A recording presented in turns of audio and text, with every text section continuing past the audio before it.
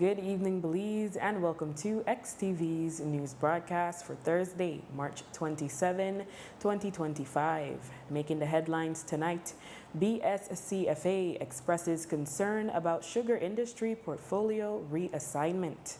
Northern sugar crop resumes, but quality still not optimal.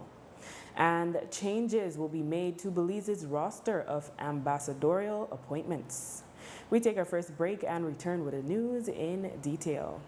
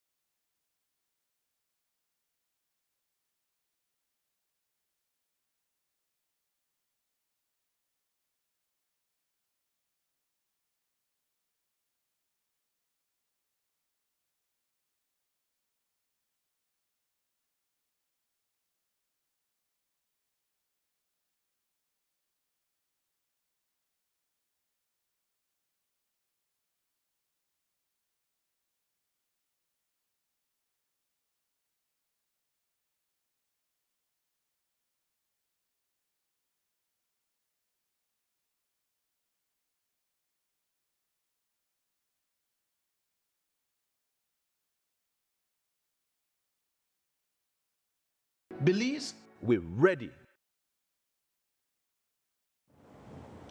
Welcome back with your news. I am Drea Espinosa.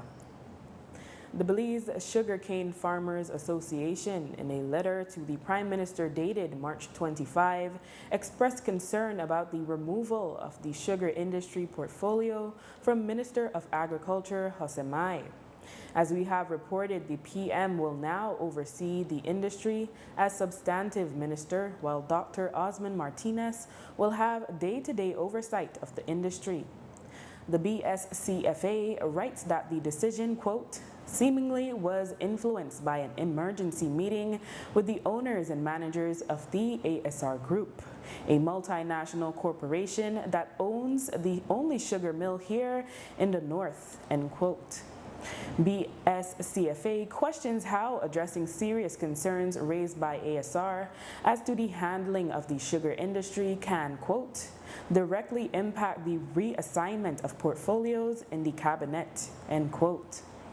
BSCFA adds that they are, quote, yet to learn what else was required from your government by ASR owners and managers, end quote. According to the association, the cane farmers may very well now find themselves, quote, at the mercy of multinational interests rather than supported by a government that champions their rights and well-being, end quote. The BSCFA points out that they recognize the aptitudes of Dr. Martinez, but as compared to Minister Mai, they say he lacks the experience and knowledge of the intricacies of the sugar industry. They call on the PM to recognize that the portfolio requires someone who stands up for the needs of the sugarcane farmers. They add, quote, the future of our local sugarcane farmers must not be dictated solely by the profit-driven motives of multinational corporations, but by policies that respect and support the farmers who contribute so much to our country's economy, end quote. In other sugar industry news, the sugar crop in northern Belize was halted on February 19 due to a confluence of challenges, including negative effects of climate change, pest infestation, and bad sugar roads that led to reduced production and quality. The crop remained on pause for 12 days and resumed on March 4th. The chairman of the Sugar Industry Control Board, Marcus Osorio, stated this week Tuesday that they have noted some improvement in cane quality, but concerns about purity remain. Unfortunately, the improvement is not at the level they would have expected, and he says quality will continue to be impacted for the rest of the season. Since we started, we have seen an improvement on cane quality. I think, though there is still concern in terms of, um, for example, when we look at the purities to date, up to yesterday, the purities are at 79.21 overall. This when we made the stop in which was February 19. At that time, the purity was at 77, the overall. So from 77 to 79, we have improved 2 points.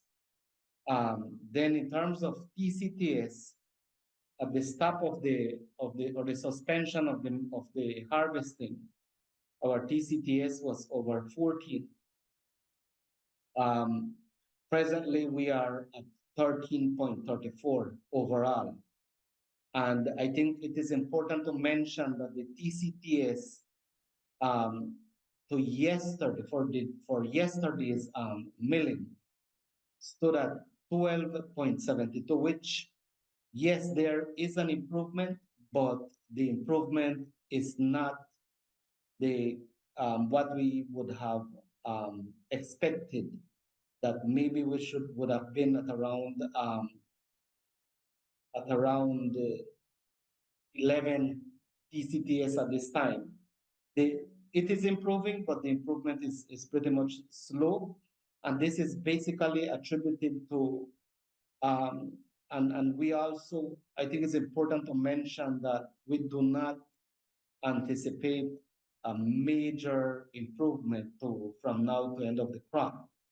Why? Because I think the weather factor is playing a critical role in the present quality situation we're seeing. We had too much rain or too much water in fields which impacted on cane quality, and that cane quality we are seeing impacts even at this point of the harvest season when quality should be peaking at this time. The mill is now operating at a higher rate than when the crop was forced to stop, but the field production is not keeping pace. Osorio explained what is contributing to this. We are looking at what else can we do to see if the field can increase their delivery per day. But all indications are that the best is around 6,500 per day. And the mill is saying they're prepared to be doing 7,000, given that we are at the best time in terms of weather, in terms of cane quality, but also a major factor that is affecting is the labor. There's not enough labor. And even though we have seen an introduction of whole stock cane cutters, mechanical harvesters on the side of the farmers, still the capacity is not there, because then we are also facing a situation where the turnaround of the transport units is also affecting, because if there would be a good time between the turnaround to their next delivery, then there could be an opportunity that where we can do maybe 200 more tons per day. There has been a significant improvement in terms of mud levels. Osorio hopes that if weather continues to be dry for the next 6 to 8 weeks, they can maximize cane quality before the rains return. As Prime Minister John Briceño begins his second term in power, there will also be a review of ambassadorial appointments. The PM told us to Wednesday that the changes will be decided in conjunction with the Minister of Foreign Affairs, Honorable Francis Fonseca. We will change a number of them, as we usually do, after 4 to 5 years. But I have to sit down right now with Minister Fonseca, as the Foreign Minister, to have that discussion. In particular, the U.S. ambassador, a very important portfolio now. Do you change out Mr. Young? Again, I will be discussing with Minister Fonseca, and then we will come to decide which are the changes and where, and then the who we want to put. Honorable Rodwell Ferguson has been assigned to serve as Minister of State in the office of the Prime Minister. However, his day-to-day responsibility was not detailed when the Prime Minister released the cabinet appointments, whereas Ferguson was part of the Briceño cabinet in the first administration. Ministers of State only get to participate at cabinet meetings on invitation by the Prime Minister. We asked the PM what exactly Ferguson will be assigned to do within his Ministry of Finance, Investment and Economic Transformation, Civil Aviation and E-Governance. Well, Rodwell Ferguson is working through the office of the Prime Minister, and so the way I expect that he can be helpful to me, that many times I'm just bogged down with the responsibilities of the office, and I'm hoping that he can be like one troubleshooter. There's an issue, in the south or in the north or whatever. I can say, but Minister, go out there, find out what's going on, and then give me advice how best we can handle it. So I think he has great people, interpersonal skills. He's a good people's person, and I think that he can be extremely helpful there. After the break, Mayor Wagner asserts that his council is entrepreneur-friendly. Stay with us.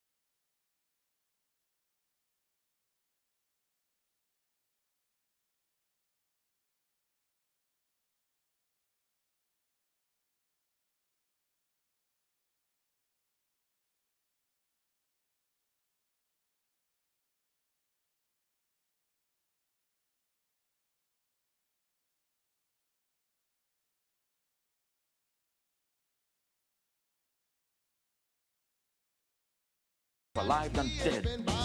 Freetown Drugstore, telephone 223-2876.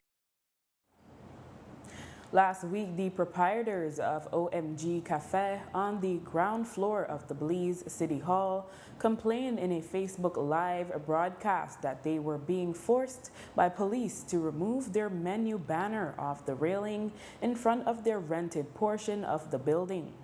They complained that the establishment adjacent to them is allowed to have their signs up. Today, the mayor of Belize City, Bernard Wagner, said the lease agreement included the types of signage that was allowed and that the proprietors had been unwilling to comply. Wagner said that his city council has been very supportive of small business owners.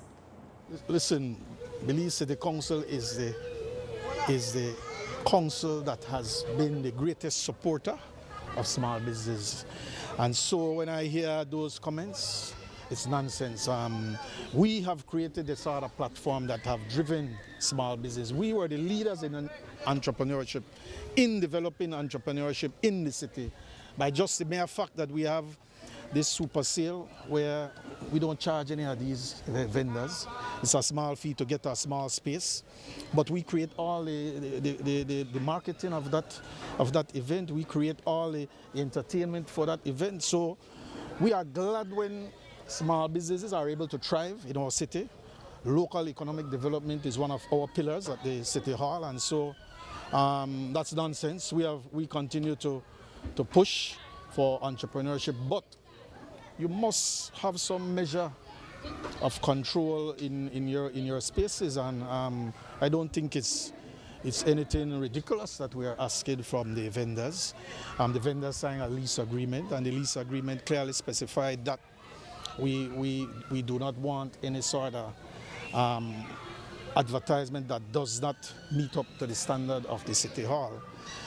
We have also been telling those vendors in the lower flat that we will create a sort of a marketing mechanism, a really professional standard directory, so to speak, where it will be lit up at night and it will clearly show who all are the vendors in that facility.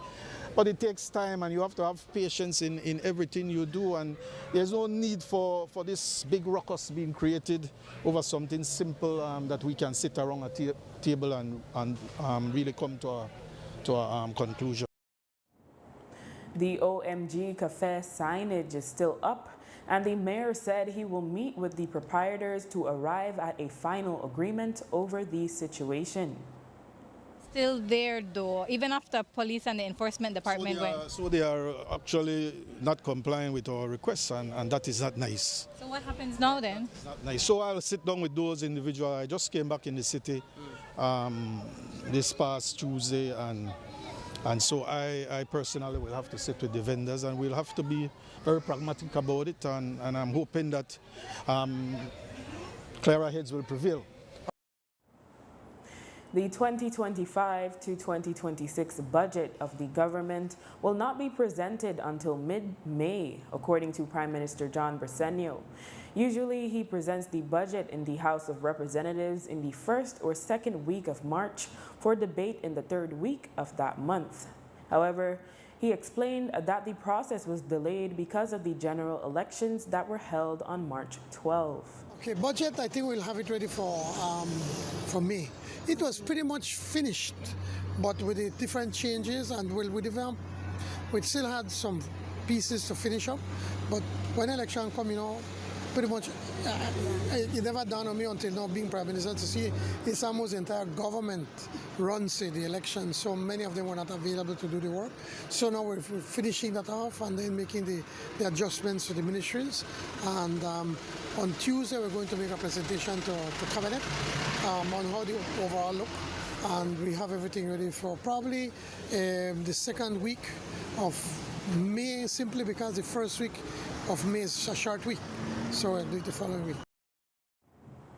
Citing allegations of forced labor as it relates to Cuban medical missions abroad, the Trump administration in the United States has threatened to impose visa sanctions on officials in countries who support the Cuban medical brigades. Several Caribbean countries have pushed back on the threat, given that Cuban medical missions have long provided crucial support for the healthcare sector, especially in times of crisis. On Wednesday, Prime Minister John Briceño said they explained to U.S. officials that in Belize's case, the Cuban medical practitioners received their compensation directly from the government of Belize. It's unfortunate that that has happened, and the U.S. present administration have their own politics when it comes to that matter. But we stand by Cuba. Cuba has been a good friend of ours and for the Caribbean, and we've all said that we've been talking to American officials and explaining to them. Certainly in Belize, our position has been completely different. That we pay them directly, we don't pay the government. And so we've been explaining that to the officials in the U.S. government, and okay, they understand, and I think they have eased the position there when it comes to Belize. The Cuban medical practitioners in Belize are mainly distributed in rural areas. Following the latest house fire in Belize City earlier this week, the officer commanding the Belize district for the National Fire Service, Gladstone Buckner, told the media that abandoned buildings in the city pose a fire hazard but also have the potential to serve as places to harbor criminals. Buckner said that there are quite a few abandoned buildings around the city and said he believes the relevant authorities, including the fire service, should work together to demolish them. Yes, within that area, we have a lot of abandoned buildings. Some are derelict, neglected, and used for criminal activities. And if we have these abandoned buildings like this around the neighborhood, it poses a fire hazard to the rest of the community, especially to other buildings as well. Because I mean, if anything do occur, imagine somebody lost their building due to the fact of a neglected building. You know. What's the department's advice then, maybe to the council or to the relevant authorities? Well, we need to work together so that we can demolish and take down these derelict buildings around the country, around the city. Today, the mayor of Belize City, Bernard Wagner, responded saying that the city council alone cannot deal with that issue and said that it is a matter for the Ministry of Natural Resources and the cabinet. However, he did say it is a goal for the council to be able to deal with this issue. After the break, UDP interim leader Tracy Panton announces senatorial appointments. Stay tuned. 20 years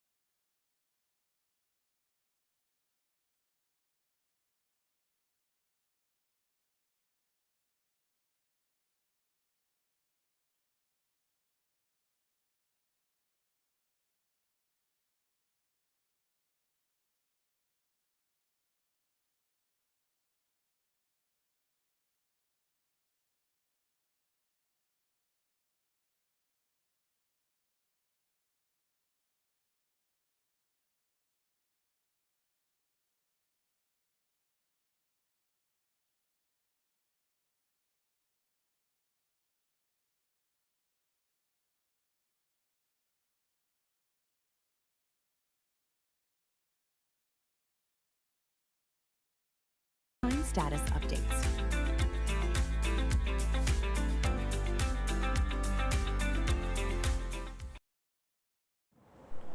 Patrick Faber will retain his title of honorable after being named the lead opposition senator by Leader of the Opposition, Honorable Tracy Panton.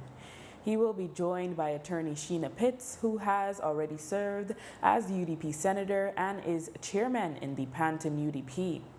The third UDP senator will be Gabriel Zatina, a young entrepreneur from San Pedro. He vied to become a councillor in the 2024 municipal elections and is pursuing legal studies. Senators are appointed for a 5-year term. They are expected to be sworn in at the inaugural sitting of the Senate at a date yet to be announced. In other UDP news, the other significantly weakened faction of the UDP issued a press release on Wednesday titled, quote, UDP calls on media to respect the judicial process, end quote. We say significantly weakened because their leader, Moses Shine Barrow, stepped down upon a defeat at the polls and designated Hugo Pat as the interim leader, but he now supports Panton as the interim leader of the party. According to the release, their case against Panton and the Alliance for Democracy is still alive with the court left to determine if the October 20, 2024 Unity Convention of the AFD was valid and if Panton and others were lawfully expelled from the UDP. The release states that despite the fact that the decision is pending, quote, the media continues to cause irreparable damage to the UDP by promulgating the false claims of the Alliance Party that October 20th was valid and Tracy Panton's expulsion from the UDP was not, end quote. The trial is set for March 31, and we note that Panton has reported that Pat is withdrawing his claim, given that he now supports her leadership. The other claimants include Moses Barrow, Michael Parafit, Shari Medina, and Alberto August.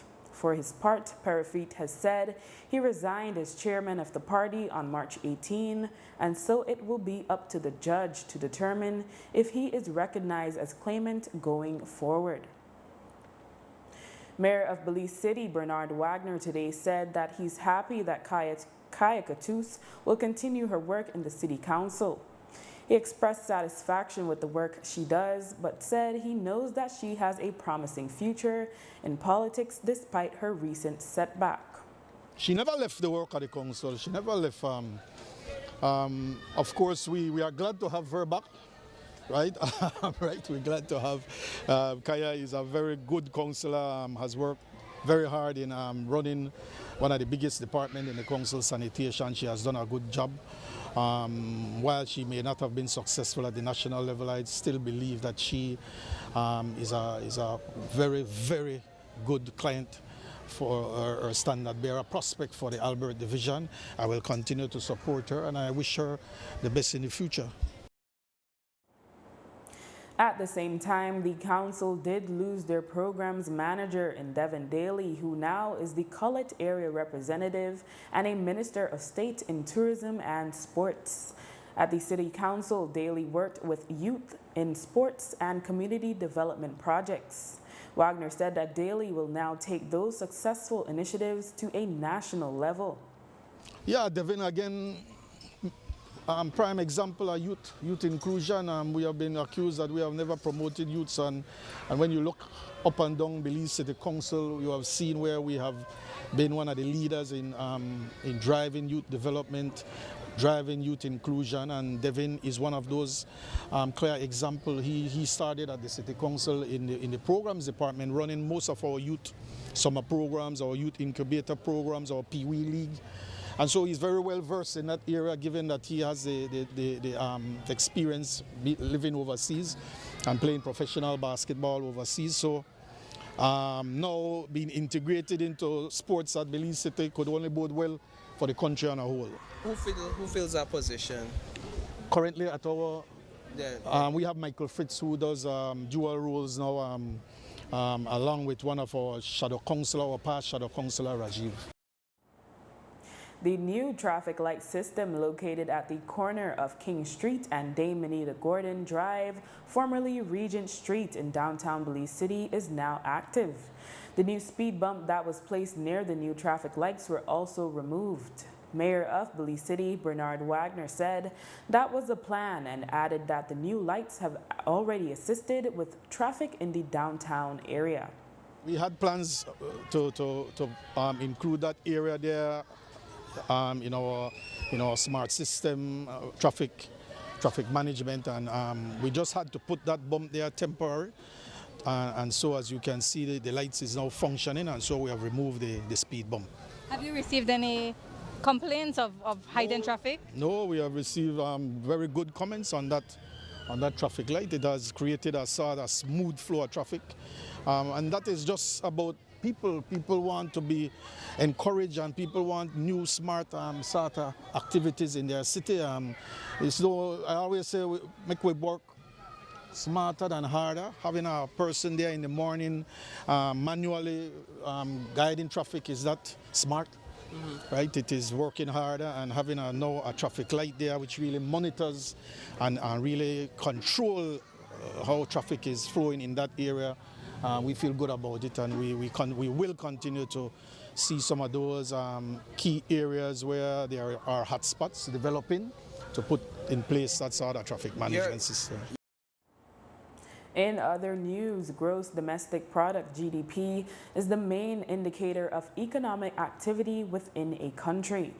GDP estimates are produced based on information received from financial statements, the government, private business, and non-government organizations. According to the data presented by the Statistical Institute of Belize, SIB, Belize's GDP in 2024's fourth quarter rose by 7.1% when compared to the same period in 2023, which represents an increase of $94.49 million to a total of $1.43 billion. Statistician 2 Christopher Hulse explained which industries and commodities accounted for the increase. So we stated that the growth rate was 7.1%, and we can see how each industry contributed to that 7.1%.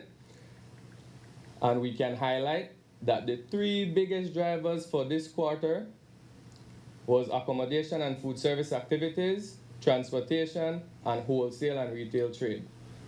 Within the primary sector, we have agriculture, forestry, and fishing that went down by 8.4%, driven by decreases in banana, export cattle, and marine exports. And then we have an increase in mining of 38.6%, driven by an increase in petroleum production for the fourth quarter. Within this sector, we observe growth across all the industries, with manufacturing going up by 1.1%, construction by 13.1%, electricity by 23.5%, and water by 2.5%. And within the service industries, these three, like shown earlier, contributed the most to the growth rate, with accommodation and food services increasing by 32%, wholesale and retail trade by 10.4%, and transportation by 25.3%. For the overall preliminary GDP figure for 2024, when compared to 2023, the SIB reported an increase of 8.2%, or $417.6 million, to a total of $5.54 billion. The tertiary sector shows the largest increase of 10.5% and was also the largest contributor with $3.5 billion.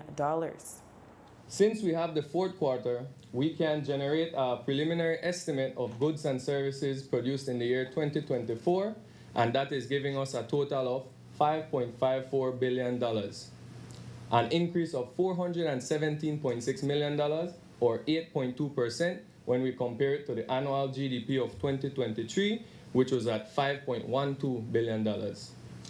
Similarly, we can see how that $5.54 billion was spread across the three sectors and taxes, with primary giving us $474.7 million, secondary at $756.5 million, tertiary at $3.5 billion, and taxes at $762 million. And Francilia Cantun has been the principal of Stella Maris School since 2021. She has been the catalyst for many initiatives at the school that have helped change the stereotype of who a Stella Maris student is. This week is her final week at school, as she will be going on leave and then retiring thereafter. Yesterday, she shared with Creme News XTV that she will be spending her time with her elderly mother, who now needs her assistance. She spoke on her time at Stella Maris and encouraged her teachers to continue the good work at the school. It's a little bit, challenging, sad. I know I will be missing all the children from this school, especially the little babies, the teachers, the staff. They have gotten to embrace me, and I embrace them as well. And we were working together well from October 2021 when I took over until now. It breaks my heart to leave them, but it's time, for me to leave as well. I have my mother that she's 95 years old, and she's looking forward, for me to be there for her as well. So that is what I will be doing when I stay home 1st of April, taking care of my mom. My teachers, I want you to continue working hard. I want you to continue with the skills program. As you have seen, we were very impressed with what these children have learned in the skills.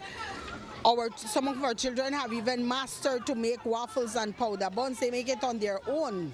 So, it's a big accomplishment. So I want the teachers to continue working hard, to dedicate themselves, and to continue doing what they're doing at this institution, because trust me, we have gone a long, long way, and these children have learned a lot of skills. Cantun has been involved with special education since she started teaching when she was 18 years old. She shared her passion for working with differently abled students and the joy that can bring. She encouraged other teachers to consider following in her footsteps. Special education has been my career since I was 18 years old. I have been in special education. I really love it. It's my passion to be working with these children. It gives you a sense of, how can I explain? It makes you feel happy when you can see that the children, you move them from point A to point B, that all of a sudden, they see the light. And that makes you, feel that what you're doing is the right thing, because you can see that the children they show improvement. They learn to spell their name. That's a big thing for these children, to learn to spell their name. So, I would encourage anybody to come into the field of special education. It's awesome when you learn to speak in sign language. I can communicate with any deaf person in sign language. It's so unique when you learn to write and read in Braille, to help the visually impaired. This field of work is so, it takes a lot for someone to love this job. But once you're in it, trust me, you will love it, because these children are loved. They like to be hugged. They like to be cuddled, So these children reach out to you. They look at you as their parent when they're here at the school. So you get a lot of love from these children, and even from the family. They appreciate what you do for their children. And with that, we have come to the end of our newscast. The repeat can be viewed on the station later tonight at 9 and again tomorrow at midday. Join us again tomorrow for another news broadcast. I am Drea Espinosa. Have a safe and enjoyable evening.